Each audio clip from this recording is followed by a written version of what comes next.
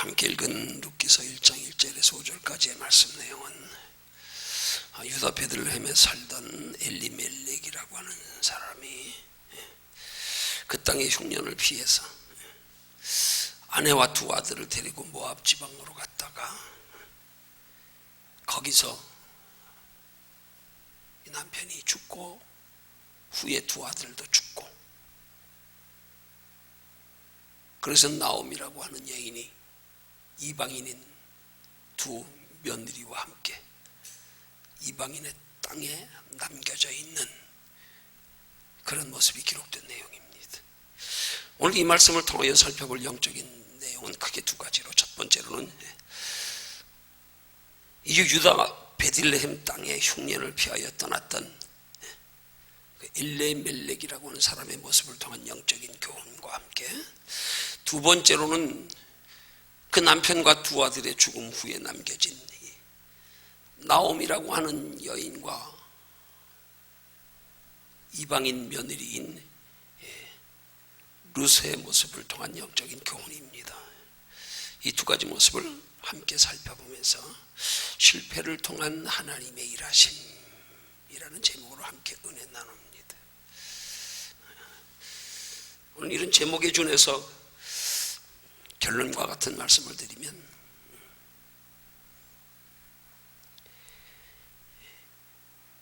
엘리멜렉이라고 하는 사람이 유다 베들레헴의 흉년을 피하여 모압 땅으로 떠나가서 거기서 죽과 두 아들이 함께 죽은 것은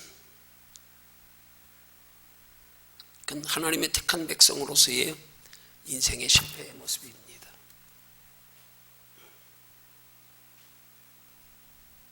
그런데 두 번째로 남편과 두 아들의 죽음 후에 남겨진 이 부인인 나옴이라고 하는 여인과 이방 며느리인 룻을 통하여서 그들이 다시 흉년 후에 고국 땅으로 돌아오고,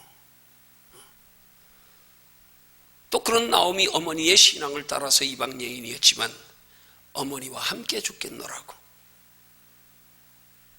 그 며느리의 입장에서는 뭐냐면 이방인의 땅이지만 혈육도 하나도 없는 곳이지만 남편도 이미 세상을 떠났지만, 그러나 그 시어머니를 따라서 유다 베들레헴으로 돌아옴을 통하여서 훗날의 그 과정을 통하여 예수 그리스도가 이 땅에 오시는 그의 인생의 영적인 큰 성공을 거두게 되는 그런 성공과 실패의 모습이 교차하여 나타나고 있는 그런 룻기서의 내용입니다.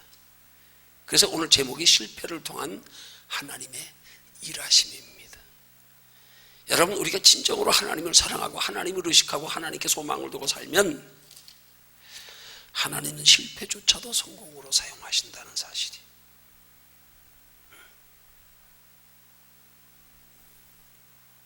우리가 하나님께 소망을 두고 살아가는 인생의 삶이 되면 비록 때로는 과정에서 예기치 않게 실패와 같은 모습을 우리가 많이 경험하고 겪게 되지만, 그러나 그럼에도 불구하고 하나님께 소망 두고 의지하는 믿음의 변함없이 잘 참고 인내하면 하나님은 반드시 실패를 통하여서도 뒤에 가서 하나님의 큰 축복을 이루게 하시는 것이 성경적인 축복의 원리라는 사실을 오늘 이 나오미의 남편인 엘리멜렉의 죽음의 모습과 그 부인이 유다 땅으로 돌아와서 그 이방인 며느리와 함께 그 땅에 살며 하나님 앞에 복을 받고, 그 이방인 며느리가 재혼하여 그 가문을 일으키고 그 가문을 통하여 예수가 이 땅에 오시는 그런 인생의 영역 간에 큰 성공을 거두게 되는 모습에 오늘 우리가 본받아야 할, 우리가 때로 예기치 않게 우리의 삶에 닥치는 여러 가지 어려움과 환난과 고난의 환경에서 우리가 하나님께 크게 소망 두고 살아야 할 그런 중요한 우리의 본보기, 영적 교훈이 이 사건 속에 들어있습니다. 그래서 구체적으로 실패를 통하여 하나님은 어떻게 일하시는가, 이제 본문 통하여 살펴보면서 함께 은혜 나눕니다. 여러분, 엘리멜렉이라는 사람의 비극의 원인이 된 이 흉년이 어디에서 지금 흉년이 있었다고 본문에 말씀합니까? 오늘 본문의 1절에 말씀해 보니까 사사들이 치리하던 때에 그 땅에 흉년이 드니라 그랬습니다. 그 땅에. 그 땅이 어디냐 하면은 바로 유다 베들레헴이라고 하는 지역입니다. 1장 보니까 유다 베들레헴에 한 사람이 그 아내와 두 아들을 데리고 모압 지방으로 가서 우거하여. 왜 모압 지방으로 가서 우거하게 되었는가? 유다 베들레헴이라고 하는 지역에 큰 흉년이 들었어요. 기근을 피하여 떠난 겁니다. 그러면 당시에 큰 흉년이 들었던 유다 베들레헴이라고 하는 지역은 어떤 뜻인가? 그 지역은 어떤 곳인가? 여기에 베들레헴이라고 하는 건 유다 지역의 한 지방을 말하는데요. 이 베들레헴이라고 하는 히브리 말의 지명 이름의 뜻에 굉장히 깊은 영적인 교훈이 있어요. 이 베들레헴 하는 말이, 여러분 이게 우스운 얘기지만 갑자기 생각이 나네. 우리 배 나온 사람들을 뭐라고 불러요? 베들레헴, 베들레헴. 베들레헴이라고 하는 지역의 이름의 뜻이 히브리 말로 하면 우리대로 그대로 번역하면 떡집, 그런 뜻이에요. 베들레헴이라고 하는 지명 이름의 떡집이라는 그 지명의 이름을 영적으로 의미하자면 풍요로움을 의미하는 지역을 가리키는 거예요. 풍요로움.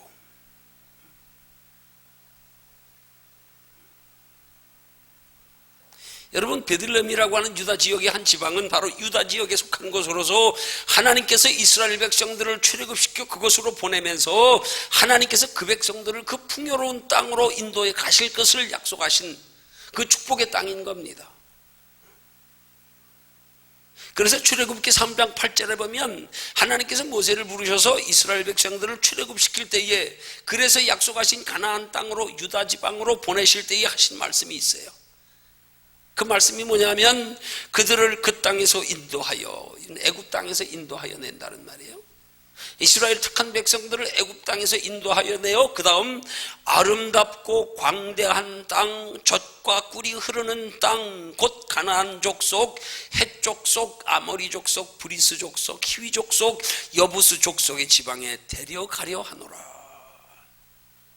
이 가나안 땅에 살고 있는 7 족속들의 이름을 다 열거하면서 그 땅 전체를 하나님이 주시겠다고 약속하신 것, 그 지역 안에 이 베들레헴이라고 하는 지역이 있단 말이에요.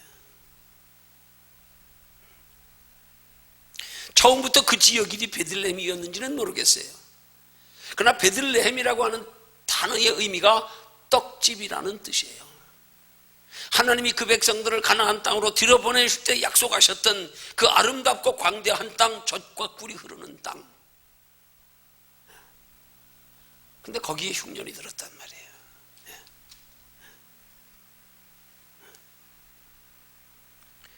그럼 궁금한 것은 어떻게 하나님께서 그렇게 약속하신 축복의 땅에 왜 그런 흉년이 들게 되었을까? 왜 그런 흉년이 되었을까?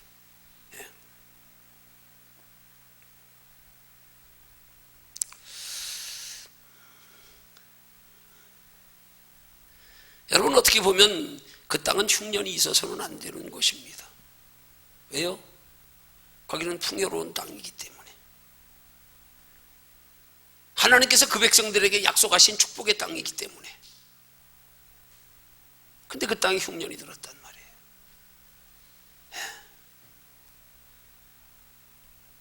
여러분, 흉년이 있어서는 안 되는 곳에 흉년이 찾아오듯이 여러분, 우리 하나님의 자녀된 성도들의 신앙생활에도 예기치 않게, 원치 않게 하나님의 축복을 약속받고 축복의 소망 가운데 살아간 우리의 삶 속에서도 때로 극심한 흉년 같은 고난이 찾아올 때가 있다는 사실입니다. 우린 종종 우리가 예기치 않는 어려움을 당할 때 그런 생각하게 되지요. 그런 말 종종 하지요. 아니 예수 저렇게 잘 믿는 성도의 가정에 어떻게 저런 아픔이 찾아올 수가 있을까? 어떻게 저렇게 열심히 하나님을 잘 섬기는 사람에게 저런 인생의 흉년이 찾아올 수 있을까?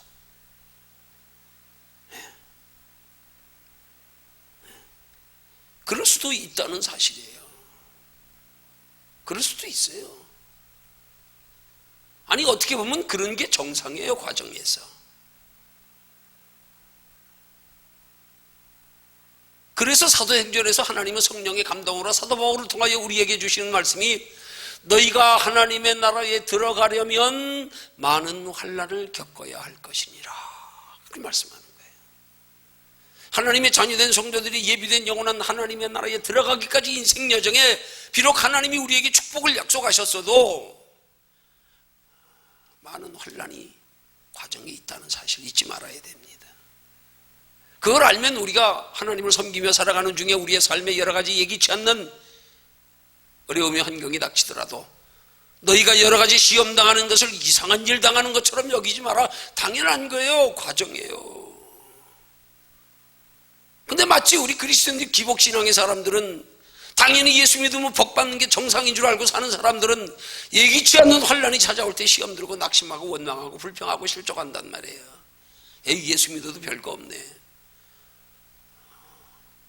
성경은 그렇게 말씀하지 않고 있어요. 예수 잘 믿는 중에도 고난이 있을 수 있다고 말씀하고 있어요. 고난이 축복의 과정이에요. 이거 이상한 일 당하는 것처럼 여기면 안 됩니다. 그건 신앙관이 잘못됐어요. 그럼 성도의 축복관이 성경적이지 못한 거예요. 그걸 기복신앙이라 그래요. 오늘 우리 시대에 많은 그리스도인들이 이 기복신앙에 쩔어 있어서 성경적인 축복관을 바로 이해하지 못하고 있어요. 바로 알지 못하고 있어요. 그래서 하나님의 자녀된 성도들이 마치 고난당하는 건 신앙생활을 잘못해서 그런 것처럼, 뭔가 이상한 일 당한 것처럼. 아닙니다. 얼마든지 그럴 수 있어요. 중요한 것은 우리 하나님의 자녀된 성도들이 그렇게 하나님의 축복의 약속에 소망을 두고 살아가는 삶 중에 환난과 고난이 올 때 우리의 그 고난을 대하는 믿음의 자세가 중요한 거란 말입니다. 고난이 중요한 게 아니에요. 고난을 대하는 우리의 자세. 이 고난을 축복의 과정으로 여기며 그 가운데서도 변함없이 하나님을 의지하고 하나님께 소망 두고 고난 중에도 열심을 품고 주를 섬기면 결국은 그 고난 때문에 뒤에 가서 우리에게 영육 간에 더 큰 축복이 있을 수 있단 말입니다. 그렇지만 이런 고난 환경에 대한 우리의 신앙관에 바르게 성경적 축복관이 정립되지 못하면 이 고난이 우리를 실족하게 한단 말이에요. 고난 자체가 잘못된 게 아니에요. 고난을 대하는 우리의 믿음의 자세에 문제가 있는 거죠.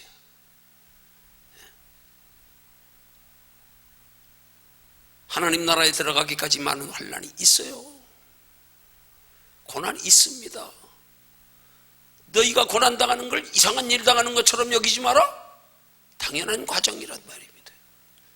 그 이 시대 그리스도인들은 너무 성경적인 축복을 잘못 왜곡되게 지금 배우고 듣고 보고 가르쳐져 가지고 마치 예수 믿는 사람들이 고난당하면 뭔가 큰 문제가 있는 것처럼, 신앙이 잘못된 것처럼 여기게 만들어진 이 시대의 풍토, 이게 문제란 말이에요. 이게 문제란 말이에요. 어느 땐가 뭔가 그리스도인들이 성경적인 축복관에서 벗어나 있어. 뭐 살다가 여러 가지 힘들고 오늘 당한 뭐 잘못된 것처럼, 이상한 것처럼, 믿음 없어 그런 것처럼 잘못된 거예요. 신앙관이요. 잘못 알고 잘못 배워서 그래요. 잘못 가르쳐서 그래요. 기복신앙으로. 이거 아니에요. 이거.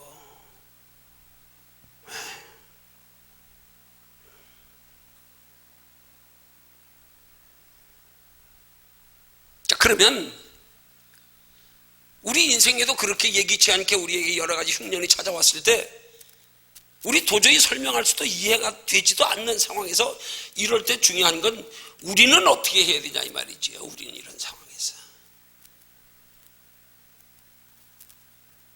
우리는 이런 상황을 어떻게 반응하며 어떻게 대처하는 게 우리의 믿음의 성도로서의 성도다운 믿음의 모습이냐 이 말이죠. 이런 걸 우리가 배워야 된다는 말입니다. 예. 그럴 때 어떻게 해야 돼요? 하나님 어떻게 이럴 수가 있어요? 아니요, 원망하면 안 돼요. 원망하면 안 돼요. 그런 상황에서 우리는 기도해야 됩니다. 기도해야 됩니다.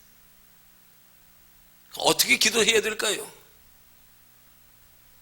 하나님이 이 상황 벗어나게 해주세요. 이 문제 해결해 주세요. 아니요. 그런 기도가 먼저가 아니라 왜 하나님께서 내게 이런 일을 허락하실까?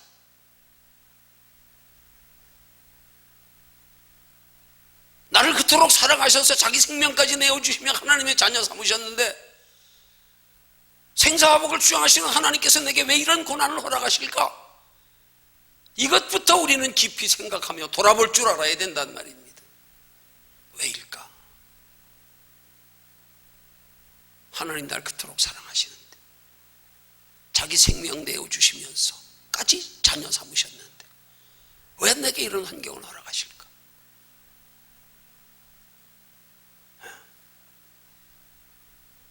우리는 환난 가운데 고난 가운데 여러 가지 크고 작은 문제 가운데서 문제 해결을 위한 기도가 아니라 문제의 원인을 묻는 기도를 먼저 할 줄 알아야 된단 말이에요. 이게 믿음의 사람들이 환난 중에서 하나님 앞에 나타내 보여야 할 믿음의 자세란 말이에요. 환난 당할 때 기도해라. 어떻게 기도하라고요? 환난 당할 때 기도해야 되는 건 아는데 어떻게 기도해야 되는지를 똑바로 가르쳐 주지 않아서 그리스도인들이 기복신앙에서 날마다 환난의 문제를 해결받으려고만 기도하고 있으니까 문제라 이 말이에요. 기도는 할 줄 알아요. 믿는 사람이 뭐 어려움 당할 때요. 그렇다고 기도만 하면 됩니까? 바르게 기도해야지요. 바르게 기도해야지요. 그래서 하나님 앞에 기도를 통하여 우리의 믿음을 인정받은 후에 하나님은 우리에게 합력하여 선을 이루게 하시는 은혜와 축복을 베풀어 주시는 거란 말입니다. 환난 중에 어떻게 기도해야 되는지를 똑바로 가르쳐 주지 않아서 환난만 당하면 그리스도인들이 전부 그냥 환난의 문제만 해결받으려고 그것만 피하려고 그냥 여기저기 쫓아다니고. 그래서 오늘 이 시대에 기도원이 많이 잘못되어 있어요. 대부분. 왜요? 기도원이 잘못된 게 아니야. 거기 온 사람들이 다 현대인의 바쁜 생활 속에서 이 세상 일에 바쁜 평범한 날에 기도원에 사람이 모이는 건 대부분 보면 다 그냥 그 직면한 문제 가지고 그거 해결받으려고 그거 자기 소원 이루려고 기도하는 건 잘못된 게 아니에요. 기도하는 동기와 목적이 잘못되어 있으니까 문제라 이 말이에요.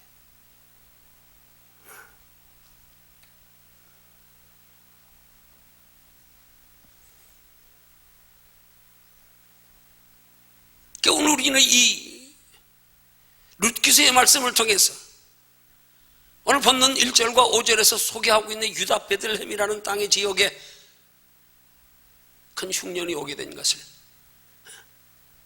우린 깊이 생각해 봐야 되는 거예요. 어떻게 해요? 왜 하나님의 축복의 땅에 이런 흉년이 들게 되었을까? 이 흉년을 통하여 하나님은 어떤 뜻을 이루시고 이 흉년을 통하여 당시 그 백성들에게 무엇을 깨닫게 하시려고 이렇게 본문을 통하여 바라보고 생각하며 그 속에서 우리에게 대입되는 우리에게 해당되는 영적인 교훈을 찾을 줄 알아야 된단 말이에요.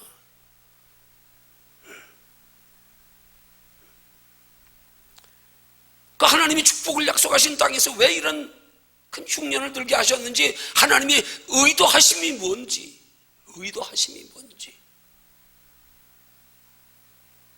이건 우리는 살펴봐야 된단 말이에요. 이걸 우리에게 대입해서 우리의 삶에도 예기치 않게 그런 원치 않는 혼란들이 있을 때 하나님 편에서 나를 돌아보면서 원인을 하나님 편에서 바라보고 생각하면서 많고 많은 사람 중에 그렇게 사랑하셔서 생명까지 내어주시며 나를 택하신 하나님이 내게 왜 삶에 이런 어려움이 있게 하실까? 하나님 무슨 뜻인가요? 하나님과 나와의 관계 속에서 점검하면서 그렇게 우리의 직면한 문제들을 대할 줄 알아야 된단 말이에요.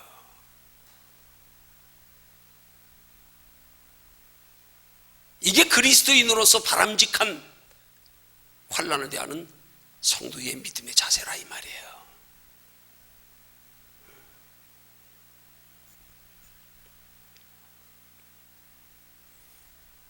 그래서 그런 환난 중에 우리가 기도할 때 그 다음 중요한 거예요. 그럼 기도는 어느 때 어느 자리에서 어디서 해야 되는가? 어디서? 중요한 거예요. 흉년이든 그 자리에서요. 거기 피하려고 그러지 말고요. 그 자리에서 그 땅의 기근을 피하여 떠나기 전에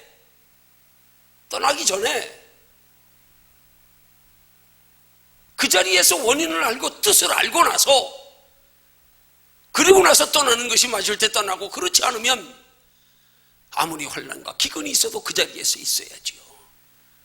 거기서 하나님을 만나고 거기서 하나님이 해결해 주시기까지, 거기서 무언가 미처 알지 못했던 하나님의 뜻이 이루어질 때까지 거길 떠나지 말아야지요.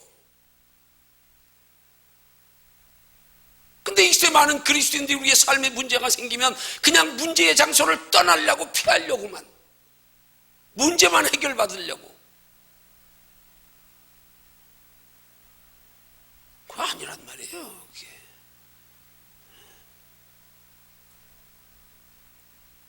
본문에 나타난 엘리멜렉이라고 그런 사람이 그 유다 땅의 베들레헴에 흉년이 들었을 때에 그가 그 땅을 떠나지만 않았어도 이방인의 땅에 가서 죽진 않았을 거 아니에요.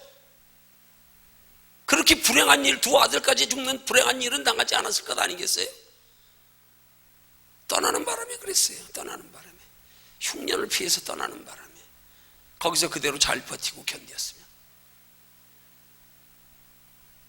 그래도 거기가 자기 본향인데 그래도 주변에 형제들이 있고 친구들이 있고 친척들이 있고, 아무리 민심이 흉흉하다고 옆에 사람이 죽어가는데 설마 외면하겠어요? 낯선 이방인의 땅으로 떠나갔으니까 거기서 죽었지.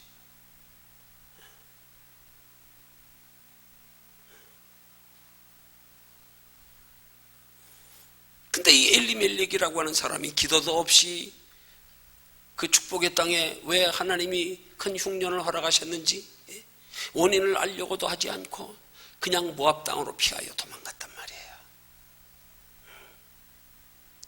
그 왜 도망갔을까요? 자기 인생에 대입시키면 실패했다고 생각하는 거지 뭐. 아, 내가 실패했다.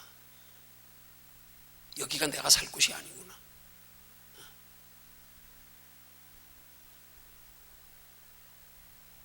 그게 축복의 과정인데. 축복의 과정인데.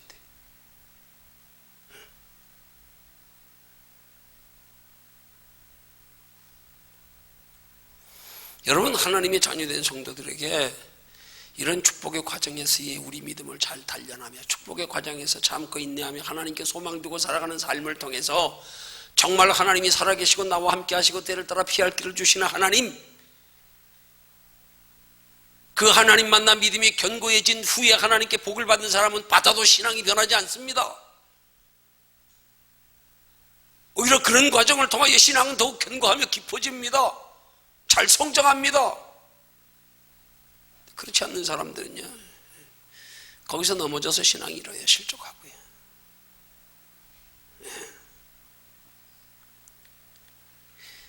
그게 오늘 본문에 나타난 엘리멜렉이라고 하는 사람이 첫 번째 비극의 원인이란 말이에요.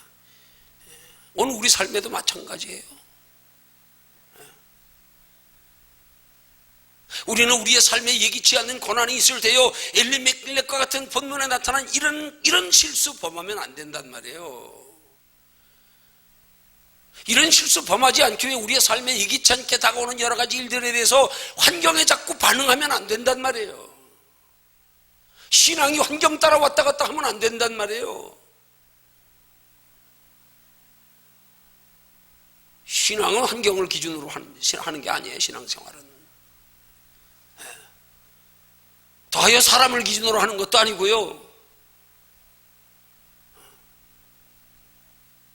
오직 하나님과 나와의 관계 속에서,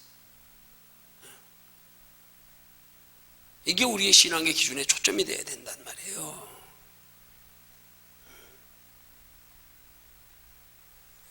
예수 믿는 하나님의 자녀된 성도들에게 찾아오는 고난에는 다 뜻이 있고 이유가 있어요. 왜? 하나님이 우리의 생사복을 주장하신다고 말씀하셨거든. 뜻이 있고 이유가 있단 말이에요. 우리는 우리의 삶에 예기치 않는 일들이 다가올 때 우린 그 가운데서 우리의 숙제가 뭐예요? 거기에 하나님의 우리를 향하신 뜻과 이유, 그거 찾아내는 게 우리 숙제예요. 근데 우리는 뜻과 이유를 찾아낼 생각을 안 해. 환난당하면, 고난당하면 그냥 문제에 파묻혀가지고 우왕좌왕하느라고. 침착하게 길을 먼저 찾아야지요. 하나님이 예비하신 길, 이런 직면한 문제 가운데서 하나님이 내게 의도하시는, 계획하시는 바가 뭘까를 먼저 찾아내야지요. 그것 가지고 먼저 기도해야지요. 그것 가지고.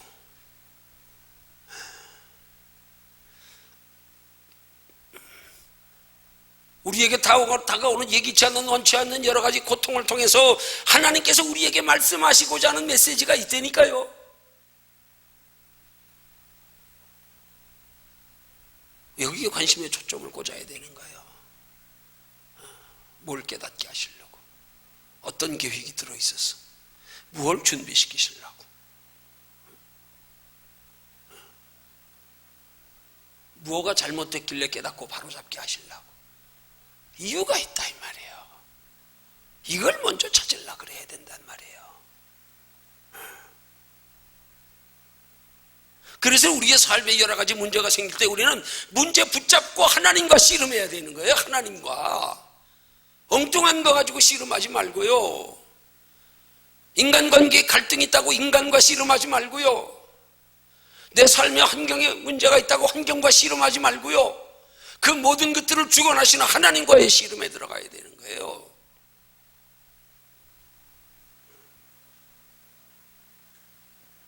그렇게 우리의 직면한 여러 가지 문제 가운데서 우리가 하나님께 씨름해야 될 것을 전도서 7장 14절은 이렇게 말씀하세요. 형통한 날에는 기뻐하고 곤고한 날에는 생각하라.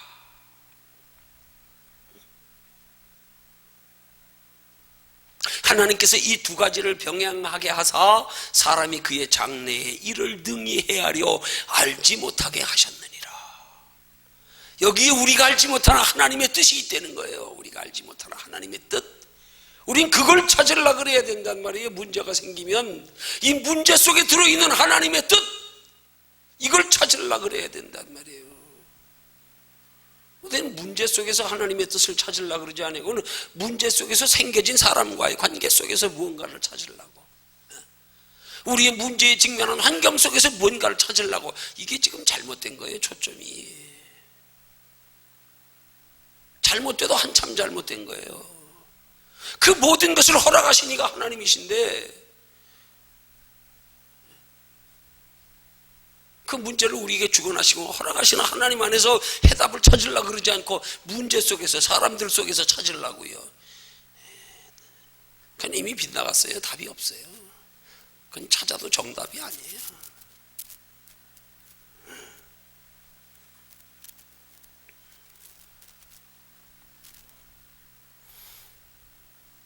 하나님이 헤아려 알지 못하게 하신 것을 굳이 내 생각으로 알려고 하지 말란 말이에요. 다른 데서 원인을 찾으려고 하려고 그러지, 다른 데서 해결책을 찾으려고 그러지 말란 말이에요. 하나님과 나와의 관계 속에서 하나님께 파고들어서, 하나님 왜입니까? 무슨 계획이 있으십니까? 뭘 깨닫게 하시려고요?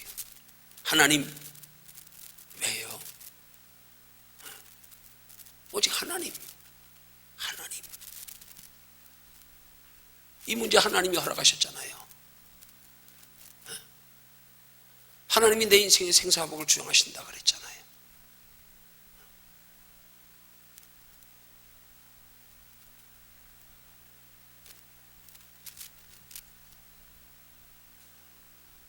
형통한 날에는 감사하십시오. 그 형통한 날을 주신 것도 하나님이시니까. 형통한 날에 감사하는 것은 곧 형통할수록 하나님을 더 의식하고 그 형통케 하신 것도 하나님이시다. 그 형통이 내 신앙에 해가 되지 아니하도록, 나태함과 게으름이 되지 아니하도록, 머물러 안주함이 되지 아니하도록, 그럴수록 더욱 하나님 안에 감사하며 하나님께 더욱 영광 돌리는 삶을 살려고 애쓰는 것으로,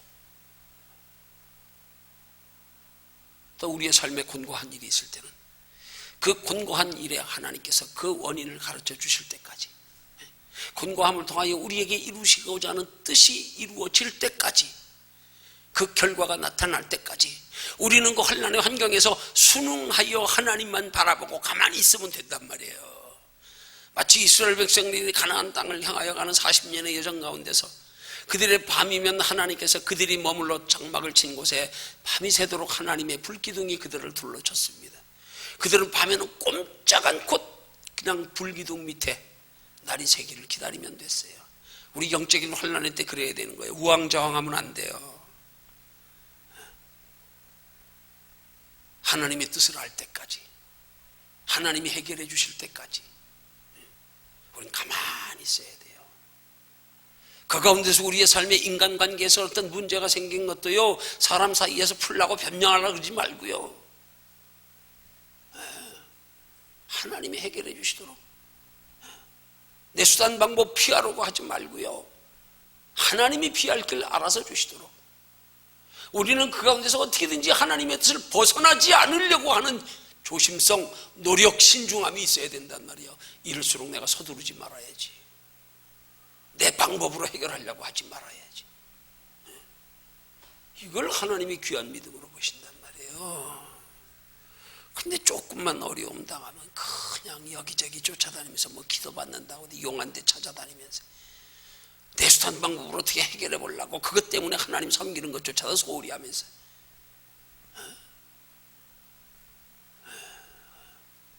그건 성경적인 바른 신앙의 태도가 아니라니까요.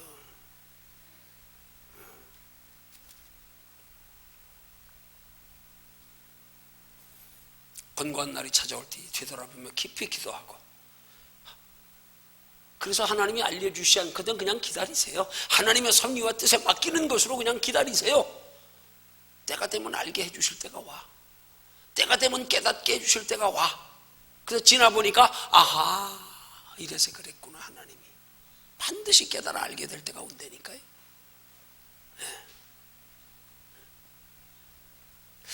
C.S. 루이스라고 하는 분이 그렇게 말했어요. 고통은 귀먹은 세상을 깨우기 위한 그분의 메가폰이다.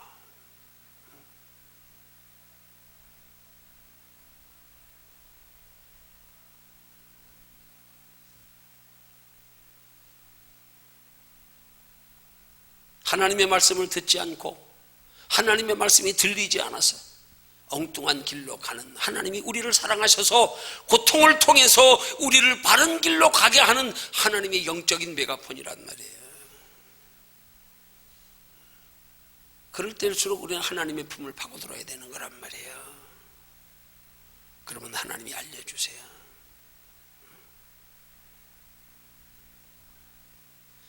그래서 시편 119편 67절에서 시편 기자는 그 고난의 유익을 자신의 체험으로 그렇게 고백합니다.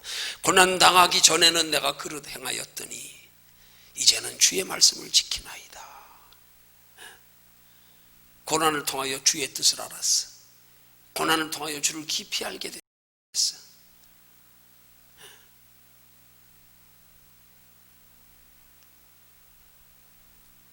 고난을 통하여 하나님을 깊이 알았기에 이제는 주의 말씀을 지키나이다.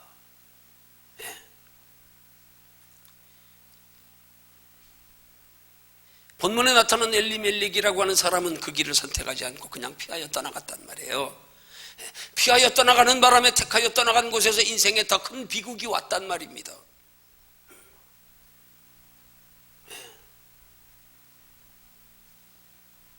여러분, 여기에 더 큰 영적인 교훈이 들어있어요. 사실 베들레헴의 흉년이 찾아온 건 어떤 면에서 보면 엘리멜렉이라고 한 사람 한 사람의 신앙 때문에 유다 땅 베들레헴의 흉년이 찾아온 게 아니에요. 그 시대가 바로 룻기 1장 1절에 기록된 말씀에 보니까 뭐라 그랬어요? 그때가 어느 때라고요? 사사들이 치리하던 때라 그랬잖아요. 사사들이 치리하던 때. 사사시대에 흉년이 일어난 거예요. 그 사사시대는 어떤 시대냐? 아주 극도로 타락한 시대였어요. 성적으로 도덕적으로 타락했던 배교의 시대요. 그래서 사사기 시대를 함축적으로 표현한 성경 구절에 사사기의 맨 마지막 절인 사사기 21장 25절에서 그때의 사사기 시대의 사람들의 신앙을 이렇게 설명합니다. 그때의 이스라엘이 왕이 없으므로 사람이 각기 자기 소견에 옳은 대로 행하였더라. 각자 그냥 자기 옳다 하는 바대로 살았어요. 사사시대에 하나님 섬기는 이스라엘 백성들이, 하나님 택함 받은 이스라엘 백성들이 자기 소견에 옳은 대로 그냥 살았어. 하나님 의지하지도 않았어. 묻지도 않았어. 찾지도 않았어. 얼마나 타락했으면. 그런 시대에 하나님의 택한 백성들이 유다 땅 베들레헴에 흉년이 왔단 말이에요. 그러니까 하나님은 이 엘리멜렉이라고 하는 사람의 한 사람의 불신앙 때문이 아니라 그 백성들 전체에 지금 하나님의 환난 징계가 임한 거란 말이에요.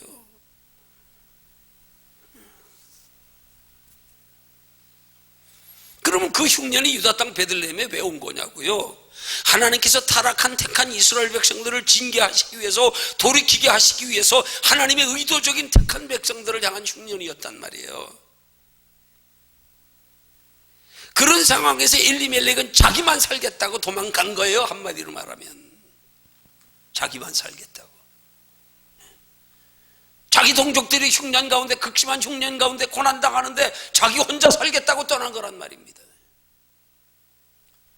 여러분, 이 시대에 그리스도인들이 사명의식 없이, 동료의식 없이 그냥 자기 신앙만 있고 남의 신앙에 관심도 없이, 나로 인하여 남이 상처를 받든 영향을 받든 관심도 없이 그렇게 신앙생활하는 사람들이 얼마나 많은지 몰라요. 이 시대가. 나만 편하면 돼. 나만. 옛날에 1박 2일 프로그램에 그 1박 2일 프로그램에 그런 거였잖아요. 꼭 두 팀으로 나눠가지고 G팀은 그 추운데 바깥에서 자고, 가지고 서로 안에서 잘라 그러다가 저들이 이기고 나면 좋아가지고 나만 아니면 돼. 나만 아니면 된대요. 나만 복 받으면 돼. 이게 진짜 우리 신앙인의 태도겠어요? 나밖에 몰라. 내가 좀 다른 사람에서 조금 희생하고 손해보면 안 되나? 영적인 신앙적인 축복의 원리를 알면 그게 진짜 하나님 앞에 영원한 복 받는 비결인데, 그거 몰라가지고 조금도 손해 안 보려고, 희생 안 하려고. 이게 기복신앙. 신앙이 아닌 종교생활하는 사람들, 자기밖에 몰라. 엘리멜렉이라고 해서 그랬던 사람이에요. 보니까 자기 동족들 다 같이 고난당하고 있는데 자기만 살라고 떠났어. 자기만 살라고 떠났다 자기만 죽었어.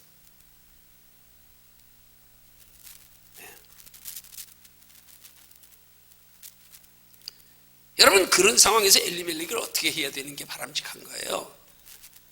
그 흉년 가운데서 비록 동족들도 다 같이 고난당하고 있지만 그 흉년의 문제는 자기에게 대입해서 자기를 돌아보면서 하나님 앞에 회개의 자리로 나아가면서, 또 돌아보아서 그것이 나로 인한 것이 아니면 함께 고난에 참여하면서 고난당하는 이웃들을 위해서 함께 기도하고 그래야 되는 거 아니겠어요? 나만 살겠다고 도망가는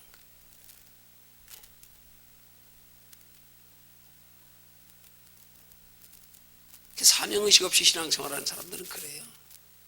사명지가 없는데 뭐 언제든지 마음에 안 들면 여기 갔다가 저기 갔다가.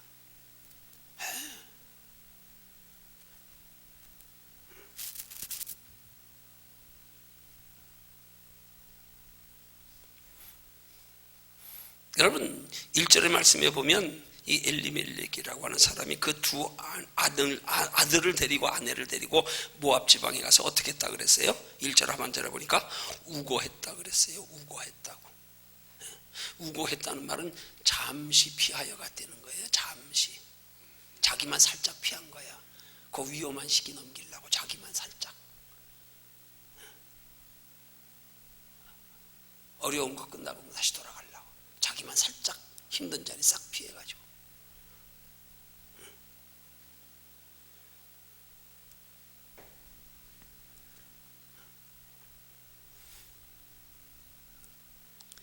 여러분, 하나님의 자녀된 성도는 우리의 삶의 환난과 고난이 있을 때 우리의 삶의 환난 고난을 피하는 것이 우리에게 주된 초점이고 관심이고 그게 목적이 되서는 안 돼요.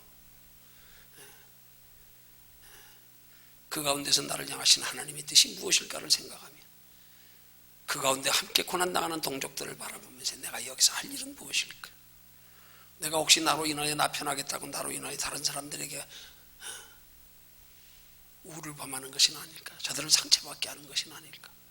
좀 한번 돌아보기도 하고요.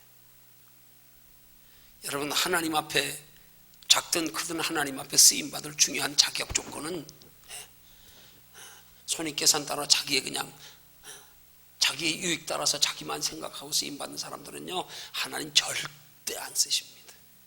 그 사람은 언제든지 자기 손에 있으면 언제든지 떠날 사람이니까, 돌아설 사람이니까 하나님 앞에 쓰임받을 자격이 없어요.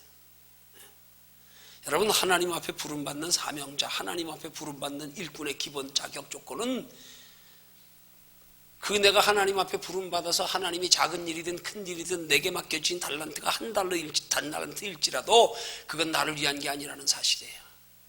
나를 위한 게 아니라는 사실이에요. 그 하나님 앞에 자기 사명의식을 가지고 살아가는 사람은 절대 내 유익을 위해서 신앙생활하면 안 됩니다. 그런 사람은 쓰임 못 받아요. 그런 사람은 하나님 나라에 쓰임받고 상없어요. 자기만 위해서 사는데, 그 사람도 이 땅에서 자기만 위해서 사니까 대가 누리고 잠깐 편할지 몰라요. 그런 사람은 절대 하나님 앞에 상없습니다. 절대 하나님 그런 사람 안 씁니다. 안 씁니다. 하나님 일도 자기 유익을 위해서 한다 그러면 안 써요. 왜요? 그 사람은 하나님 일하다 자기 유익 없으면 하나님 일도 중단해버릴 텐데 안 씁니다. 착각하면 안 돼요. 큰일 납니다.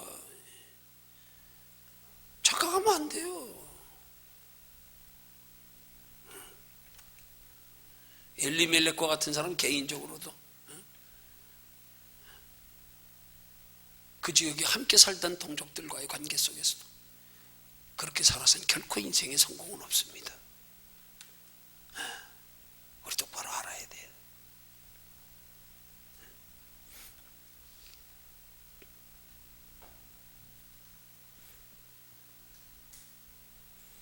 자, 두 번째로요. 그러면 그런 인생의 실패 속에서 이제 남겨진 그 부인인 나오미와 그 이방인인 며느리 룻의 모습을 통한 중요한 또 하나는 영적인 교훈이 있어요. 그 속에 그렇게 자기의 실수와 실패로 몰락한 엘리멜렉의 가문을 통하여 일하시는 하나님의 모습이 이 속에서 발견되는 거예요. 사사시대에 몰락한 가문인 엘리멜렉의 가정을 통해서 하나님이 그 가정에 이방 여인인 룻을 붙이셔서 하나님의 구속사를 이루셨다는 사실이에요. 그게 룻기 4장 16절에서 20절의 말씀 내용이에요. 거기에 족보가 나옵니다. 룻이 보아스를 통하여 낳은 아들이 오벳이라고 기록하고요. 17절 하반절에서 이렇게 말합니다. 그는 다윗의 아비인 이새의 아비였더라. 다윗의 아비가 이새고요, 이새의 아비가 오벳이고요. 이 오벳이 바로 누구냐 하면 이 룻이 보아스를 통하여 낳은 아들, 이 이방 여인이 엘리멜렉이라고 하는 사람이 흉년을 피하여 모압으로 도망갔다 거기서 죽고 남은 그 여인 나오미라고 하는 여인이 이제 두 아들마다 거기서 죽고 나니까 이제는 인생이 그냥 모든 가망이 다 끊어졌잖아요. 두 아들까지 다 죽었어요. 두 아들이 그 이방인의 땅에 가서 며느리 둘을 얻었는데 며느리가 다 이방인들이에요. 그래서 며느리들을 두고 자기 혼자 고국으로 돌아가려고요. 죽어도 이제는 하나님의 택한 땅에 들어가서 죽어야지. 그런데 이방 여인인 룻이라고 하는 며느리가 죽어도 자기는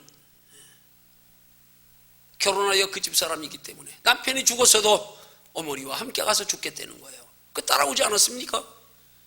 룻을 통하여 낳은 사람이 누구냐 하면은 바로 오벳이란 말이에요.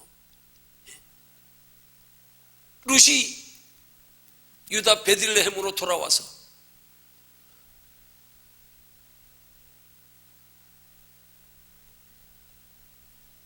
이 나오미의 친족인 보아스라고 하는 사람을 통하여서 다시 재혼하게 되고, 그래서 낳은 사람이 오벳이란 말이에요. 오벳이 바로 다윗의 할아버지였단 말이에요. 이방인인 여인을 통해서 그 가문의 혈통이 이어져서, 이방인 여인을 통하여 그 가문의 혈통이 이어지며 낳은 자식이 다윗의 할아버지였단 말이에요. 다윗을 통해서 예수 그리스도가 이 땅에 오셨단 말이에요.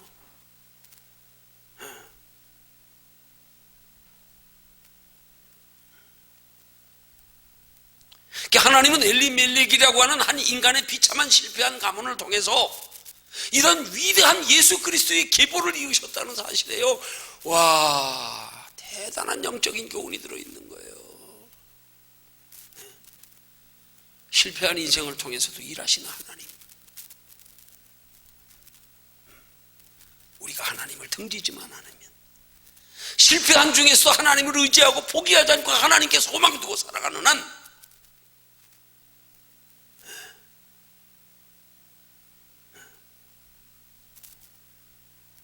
그래서 남편 엘리멜렉은 하나님의 축복의 땅을 떠나서 실패했지만 그 부인 나오미는 축복의 땅인 베들레헴으로 돌아감으로 통하여서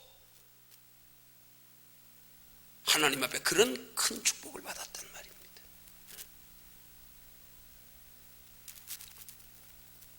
하나님께로 돌아가면, 실패와 성공을 떠나 하나님께로 돌아가면, 그걸 곧 우리 신학시대 대입하면 하나님과의 영적 관계 회복이란 말이에요. 비록 우리의 삶에 흉년이 찾아오고 우리의 삶에 예기치 않는 여러 가지 어려움이 있어도 그때 하나님 품 떠나지 마라. 은혜의 자리 떠나지 마라. 다른 곳에서 찾지 마라. 잃어버린 자리에서 찾아라. 환난과 고난의 자리에서 먼저 하나님과의 영적 관계를 회복해라. 은혜 회복해라.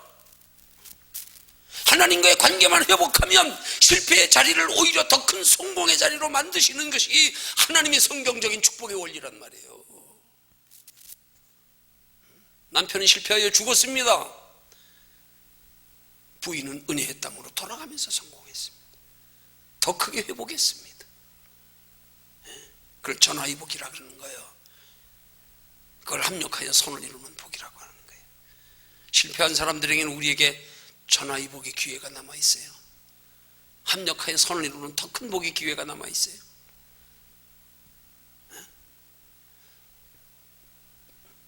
하나님과의 관계만 회복하면 실패의 자리를 오히려 더 큰 성공의 자리로 만드시는 것이 하나님의 성경적인 축복의 원리란 말이에요. 그런 사람들을 높여놓으면 교만하지 않아요. 자랑할 것도 없어요. 실패하는 사람 쓰니까 나요 하고 건방지게 나중에 하나님 영광 다 가로채고 앉아가지고 나니까 쓰지 뭐 하나님이. 아니에요.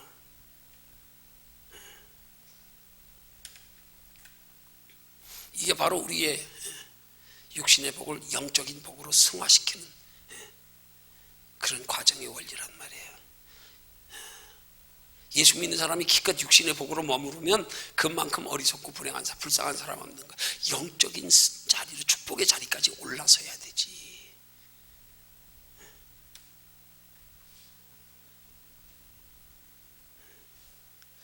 우리말에도 그런 말 있잖아. 실패는 성공의 어머니라고요. 신앙적으로도 딱 맞는 말이에요. 성경적으로. 하나님 환난과 고난을 통하여 그를 겸손한 믿음의 사람을 만들어서 그로 세상의 소망을 다 끊어 오직 소망을 하나님께 두게 해서 예수 믿는 사람은 여전히 소망을 세상에 두면서 겸하여 누리려고. 에이, 이건 틀렸어. 이건 아니야. 누가 그래서 떠나갔어요? 예수님한테 왔다가 내 소유를 다 팔아 가난한 자들이 주고 날 따라오라 그러니까 고민하다가 슬퍼하며 떠나가 버렸잖아. 겸하여 누리려고. 먼저 내려놓으세요. 하나님 앞에 먼저.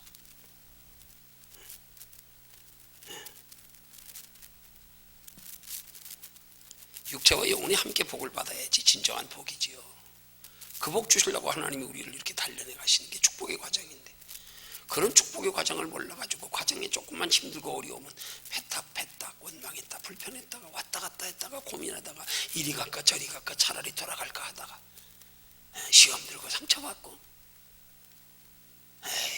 이건 아니에요. 또 이상하게 사람들이, 그래도 좀 은혜가 있다는 사람들이 종종 보면 그래. 올 때는 은혜 받고 왔어, 올 때는 그래도 응답 받고 왔어. 근데 갈 때 보면 조금 힘들면 묻지도 않고 떠나가버려. 올 때는 은혜 받고 왔대, 응답 받고 왔대. 그래도 응답 받고 왔대. 그럼 갈 때도 응답 받고 가야 되는 거 아니에요? 갈 때도 응답 없으면 가지 말아야지요. 그 자리에서 죽어도 가지 말아야지요.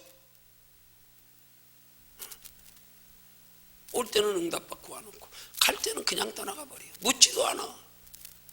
이게 뭔 신앙이에요 이게.